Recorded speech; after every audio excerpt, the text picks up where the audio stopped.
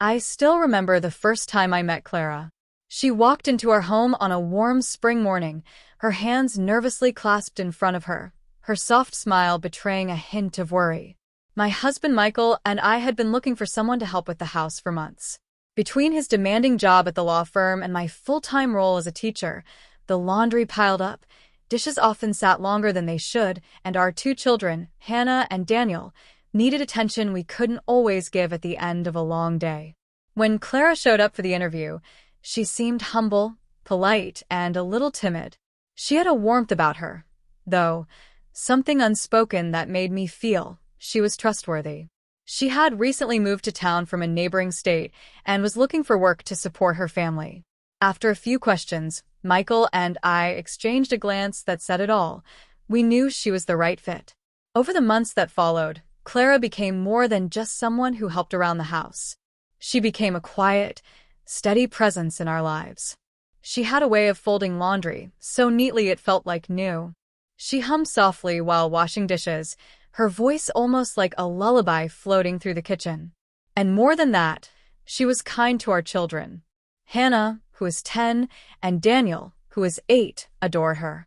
She listened to their stories about school, helped them with little tasks, and made them laugh with her gentle humor. But one afternoon, Clara surprised me in a way I could never have expected. It was a Saturday. Michael had taken the kids to the park, and I was enjoying the rare quiet of the house. Clara was in the kitchen, finishing up some chores. I made us both coffee and invited her to sit down at the table. She hesitated at first, as if she wasn't sure it was appropriate, but I insisted. We sat in silence for a while, sipping from our mugs. Then, Clara put hers down and looked at me with eyes full of worry. "Mrs. Thompson," she began softly, though by now I had told her 100 times to call me Laura. "There's something I've been meaning to ask you." I set my cup down and nodded. "Of course, Clara. You can ask me anything." Her hands fidgeted with the hem of her sweater. She took a deep breath before speaking again. "I was wondering if you might consider helping me with something very important. Not for me, but for my daughter." The sincerity in her voice caught me off guard. I leaned in, curious but also cautious. "Tell me," I said gently. Clara explained that her daughter, Emily, was 16 and incredibly bright. She loved science and dreamed of becoming a nurse. But Clara's financial situation was difficult. Even with the money she earned working for us and a few other families, she could barely cover rent and basic expenses. Sending Emily to a good school, much less supporting her dream of higher education, felt almost impossible. "I'm not asking for money," Clara said quickly, almost as if ashamed. "I would never want to put you in that position. But I heard about a scholarship program through the local community college, and they require a recommendation letter. They want it from someone who knows the student well, but also someone who can vouch for their character. I thought maybe you could meet Emily, and if you see what I see in her, perhaps you could write a letter?" Her voice cracked slightly as she finished. She looked down at her lap, clearly afraid of my answer. I was stunned, not because of the request itself, but because of the vulnerability it took for Clara to ask me. This wasn't about pride or her own needs. This was a mother reaching out for her daughter's future. I reached across the table and touched her hand. "Clara," I said, "I would be honored to meet Emily.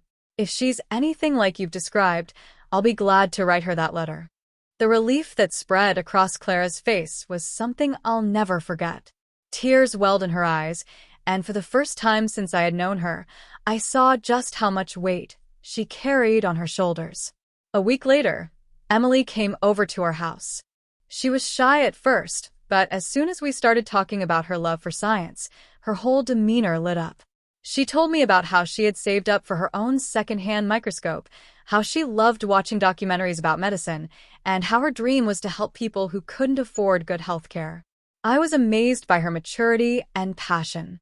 At 16, I don't think I had been nearly as focused or determined. By the end of our conversation, I knew I would gladly write not just a letter, but the best letter I could possibly write. Over the following weeks, Emily and I grew closer. She came by sometimes to study with Hannah or to ask me questions about schoolwork. Clara always looked on with pride, though she tried to hide it under her usual modesty. When I finally wrote the letter, I poured my heart into it. I described Emily's intelligence, her compassion, her dedication, and her clear sense of purpose.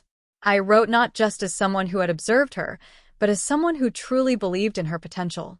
Months passed, and eventually, Clara called me late one evening, her voice trembling with excitement. She got it, she whispered through tears. Emily got the scholarship.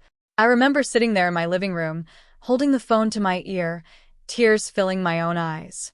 I could hear Emily in the background, crying and laughing at the same time. That night, I realized that life sometimes gives us opportunities to change someone's path, not through grand gestures, but through something as simple as believing in them. In the years that followed, Emily flourished. She completed her studies, and Clara continued working with us until she no longer needed to. Eventually, Emily went on to nursing school, and the last time I heard from her, she was working at a hospital, caring for patients with the same compassion she had shown in every word she once shared with me. Clara still calls me now and then, usually to share updates about her daughter or just to catch up. Every time I hear her voice, I am reminded of that afternoon at my kitchen table. The moment she gathered the courage to ask for help, and the way it opened a door that changed not just Emily's life, but mine as well. What followed Clara's unexpected request wasn't just about education or opportunity. It was about humanity, about the quiet ways we can hold each other up. It taught me that sometimes the smallest act of kindness can ripple through generations, leaving behind a story that is truly, profoundly human.